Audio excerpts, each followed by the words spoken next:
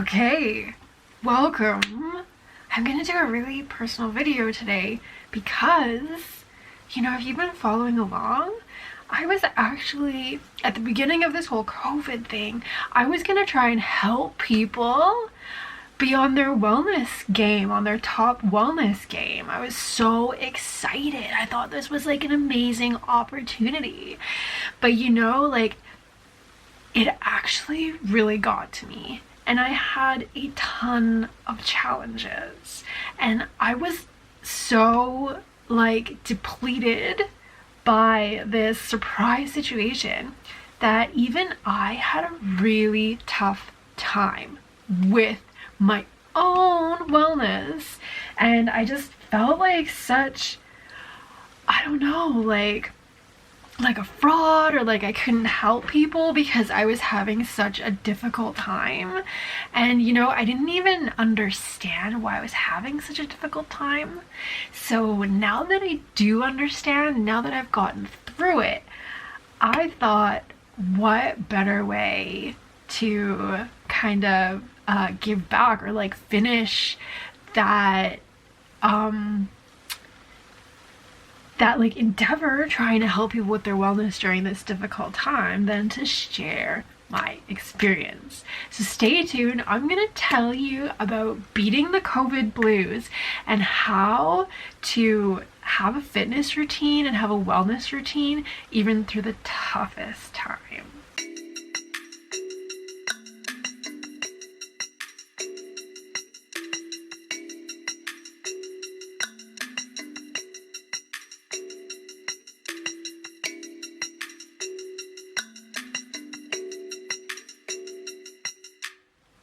Okay, if you guys don't know, my name is Laura Lee. That is my first name, Laura Lee Bowers. I have two brands and a blog, and I do wellness. This is Upwards Wellness. You're seeing me on Upwards Wellness. I also do professional development. And I'm really happy to have you here, and I really hope that you follow along if you're into wellness, or if you're into professional development, or just being an independent, awesome woman or man, because I really like to have you on my journey. And just to give you a little bit of a backstory of where I was coming from and how COVID kind of hit me. So I was traveling, we were traveling, but we were planning on coming home. So, okay, at first glance, because, I work online, right? I work completely online. So my work life didn't really change at all during COVID. And actually, I thought that, for online entrepreneurs and for people doing wellness at home and stuff like that, there was all this crazy opportunity during COVID. So I thought it was actually a good thing. And I didn't really understand why it was so hard for me, because I was thinking this is a good thing. I need to be, celebrating this and helping people through it so that they can use their time to do inner work, because that's what we do. We do inner work to create outer results. But yeah, so I didn't really understand why it was why it was hitting me so hard, and why it was so difficult for me just to function normally during this. But when I look back at kind of what happened and how this actually did affect myself and my partner's life, it became pretty clear. So we were traveling, we were living in Australia, we were actually in Mexico when this all really started to blow up. But we were on our way home, so it didn't super screw up our plans at all. We were coming home to Canada, and we had this really cute apartment picked out, and we were gonna come home and hang out with friends and family and all of these different things. And all of that kind of fell to pieces pretty much as soon as we got back. So we got back just at the beginning of March. And just a couple days after that, they were telling people that had come from overseas to self-isolate and quarantine. And about mid-March, we actually came down with symptoms. So both of us, myself and my partner, both got a fever the same day. So we think that we probably contracted COVID. And we're staying with my dad, and my dad got sick too, and he actually is a nurse in an old folks home. So that was like pretty scary. So he had to stay home for like weeks as well until he had a test and had no symptoms and he was clean to go back to work. And so obviously that was like pretty much the only family we could really see, and no friends, obviously. And we lost the apartment because the person staying in the apartment just stayed. So we got stuck like staying with my dad, because where we live it's almost impossible to get an apartment. And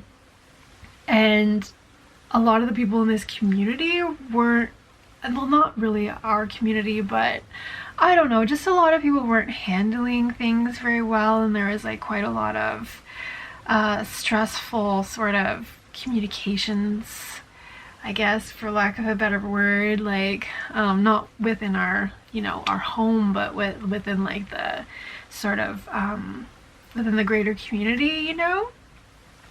And so all of a sudden, like everything, like our whole life kind of like, well, no, not our whole life, but like all of our plans sort of like fell apart. But I thought, oh hey, we're like super lucky, we have this like great place to stay with my dad, and it's like a really picturesque and lovely, and you know, we had all these opportunities for our business, and although I couldn't work out, like I couldn't go to Pilates anymore, all of that stopped, you know, and that's like a huge part of my life. That's what I do every morning is I get up and I do some sort of exercise, right? That's like how I start my day. That's how I start my energy in a positive way. And all of a sudden we couldn't do Pilates, and I'm notoriously absolutely horrible about working out at home. Okay, like if it's like anything more than like 10 or like at the most like 15 minutes, I'm absolutely treacherous. I just like stop. I don't like to force myself to work out. So the way that I trick myself out to actually do more working out is I go to a class, which means I do like the whole class, and that makes me feel fantastic. I love it. I just don't have the wherewithal to like push myself to do that, right? So I decided that we would run, you know, and because I love to run, it's something that I never was able to do when I was a kid, but I figured out a way to do it, and I think I'm gonna do lessons on that. So if you've never run before, I would definitely subscribe, because I think I'm gonna do some lessons for people who really suck at running or really hate running or have never run before on how to start running, because it's epic.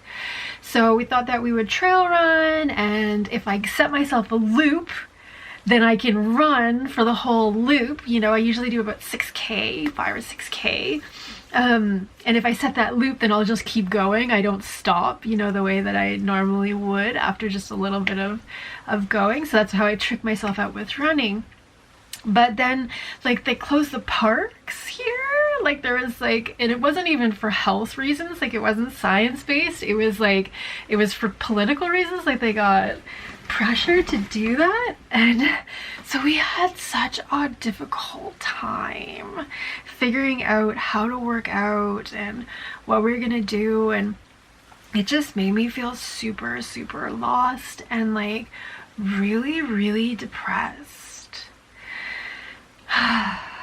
So if you're feeling like that, or if you have felt like that during this crazy time, I want you to know that that's okay. You know, it's normal. Even somebody who teaches happiness, like that happens to everyone, and that's okay. It's what you do with it next that really matters. Or if you're on a fitness wellness thing, you know, on a journey, and you like fall off the track, or if you kind of like just deviate from being super motivated and whatever, that's okay.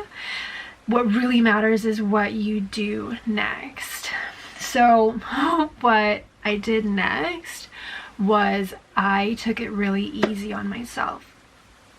And what I did was focus on one thing.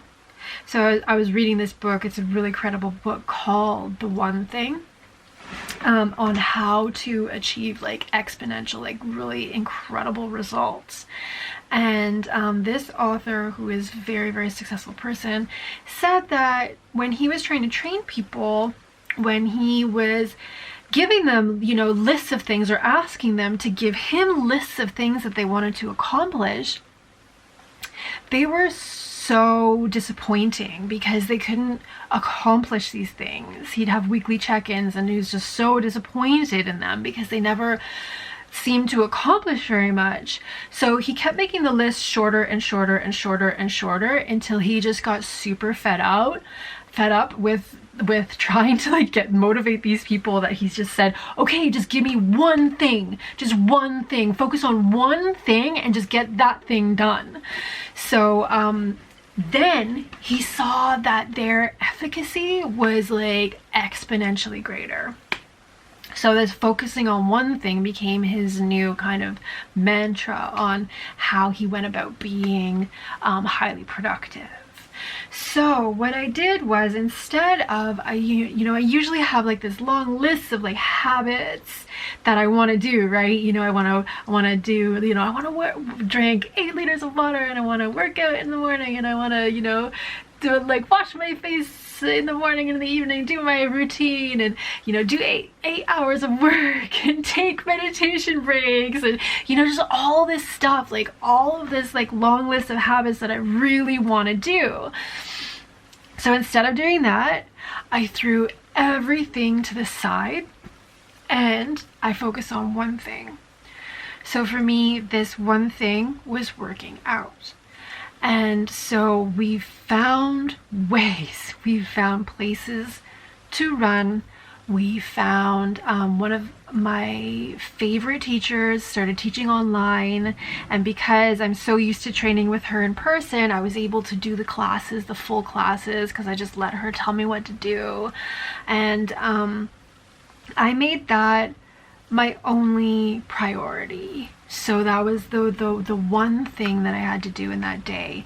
And so for 2 months I did that, and that made it so much easier to move on to the next thing. So this next 2 months I have another one thing to make sure that I'm like getting up and getting dressed and being presentable and doing my hair and all that stuff, because that makes me feel really good.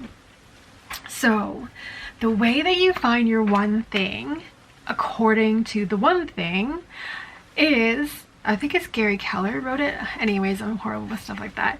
But what he says is to ask yourself, what one thing can you do that will make everything else that you want to do either totally unnecessary or at least easier, right? So my one thing was working out, and it takes 2 months to create a habit. The newest research says 66 days to create a habit. So if you commit to just doing that one thing every day or 5 days a week or whatever for 2 months, then you'll have built a habit, and it's a very simple one. So after the exercising for 2 months, I started to feel a lot more like myself again, and I was able to kind of make everything else that I needed to do easier or even unnecessary. And so now I can move on to a new habit, because that habit is down and I don't even think about it. I just get up and do it now. And yeah, now I can like actually feel like the kind of person that I need to feel like to be successful. Because like I said, like everything in your outside world, it comes from inside. So if you want things in your outside world and you're stressing about it and you're putting all this pressure on yourself and you're not able to do the stuff that you need to do to get your stuff done, to get to your goals, like that's like an inside job first. And you have to really remember that you're playing for the long game, right? So if you want to get rich, you want to have a fantastic body, you know, you're not trying to get it in a week or a month or 3 months or even 6 months, right? What you want is you want it for life. So take it easy on yourself and make those decisions about what you really want, and then ask yourself, what one thing can I do that will make everything else easier or unnecessary? And focus on that one thing. Then you can start making the inner changes that create outer results, and you can actually start investing in a long-term strategy to not just get the things that you want, but to keep them. So I'm really happy to be back, and I hope you give me a thumbs up to support my journey and hit subscribe so that you can see more of what I'm going to unleash for you next.